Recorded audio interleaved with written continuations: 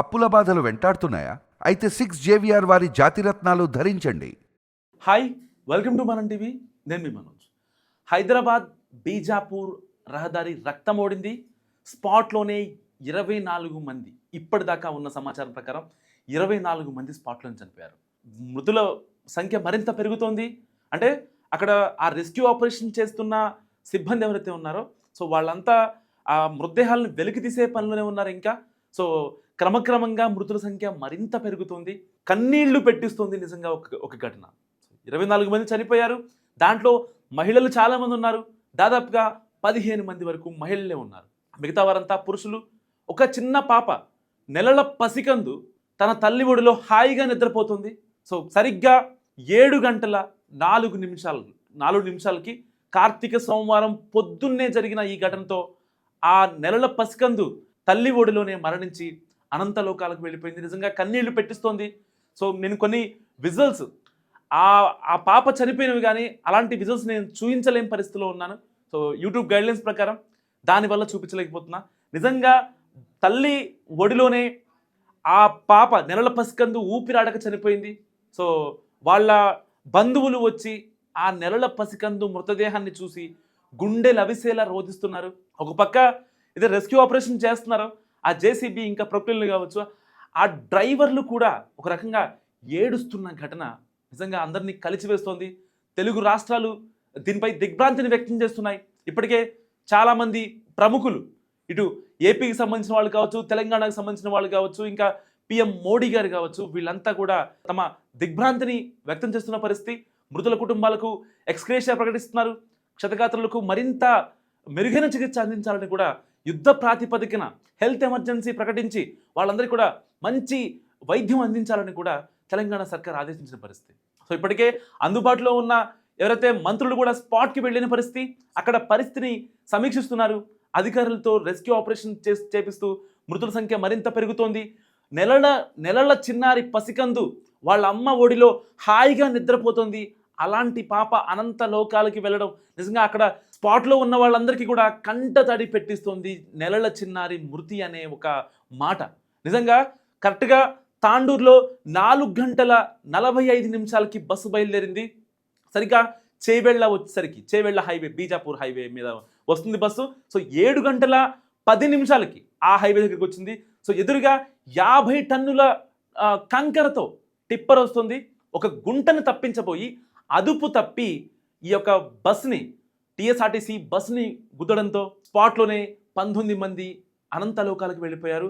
ఆ కంకర ఒక్కసారిగా మీద పట్టడంతో ఏం చేయలేని సిచ్యువేషన్, బయటికి వద్దామన్నా రాలేని సిచ్యువేషన్. నిజంగా ఆ విజువల్స్ కనుక మనకు చూస్తే మనం ఒక 1 వీక్ వరకు కనీసం గొంతులో ముద్ద కూడా దిగని సిచ్యువేషన్. నిజంగా ఇటుపక్క కన్న తల్లి కన్న కొడుకు ముందే చనిపోయిన ఘటన.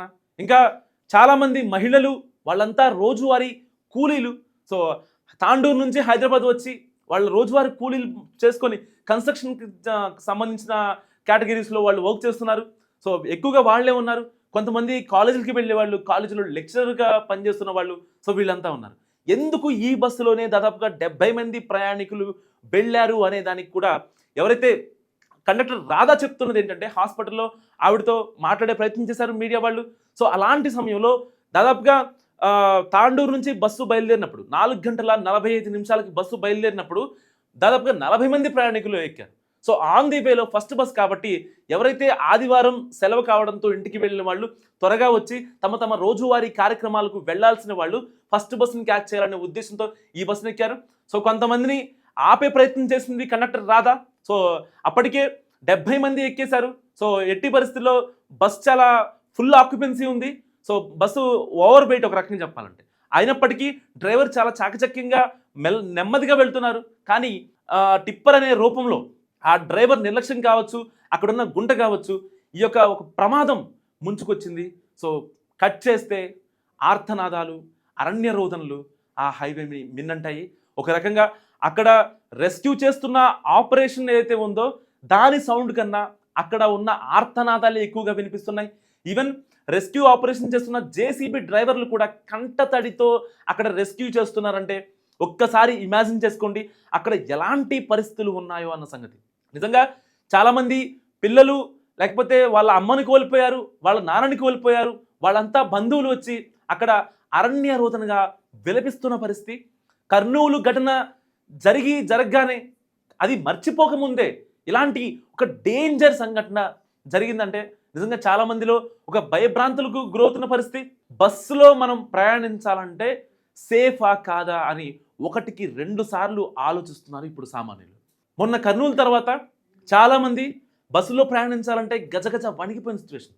కానీ ఇవాళ ఆ మృత్యుఘోష టిప్పర్ రూపంలో వచ్చి ఆ కంకర్లోనే వాళ్ళు శవాలై తేలడం, నిజంగా అక్కడికి వచ్చిన బంధువులు ఎవరైతే ఉంటారో వాళ్ళంతా అరణ్య రోదనగా విలపిస్తున్న పరిస్థితి.